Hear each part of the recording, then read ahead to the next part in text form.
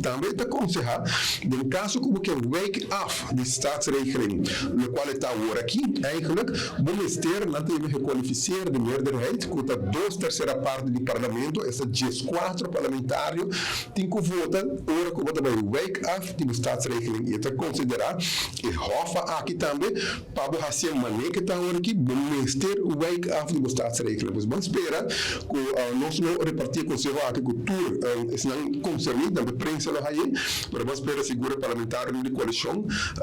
menos mais de mesa que já vociferar full contra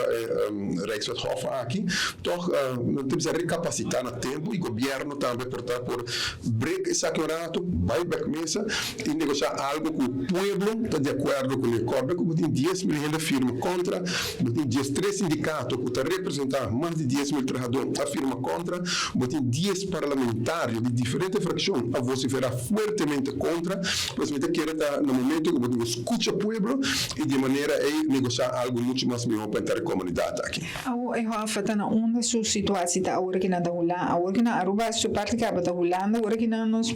por ter hoop para isso aqui? Bueno, agora que eu tenho que vai depois de entrar consultatie, eu tenho que vai para o Raad van State, que também é o Raad van Advies que manda, e na professor nada vai lá que são que conhece a lei, não está seguro, mas coisa passa que cojo, mas coisa passa que raft, não está antecipar que o conselho não lobbying na favor de Hofa aqui, e agora quizás já tem uma fase um pouco mais longa, mas agora toch snel que não também por recapacitar e por assim o trabalho como parlamentar, o governo tem, nós não de acordo, todo professor não também resina, também sabe para tal, vão fazer isso aqui agora aqui.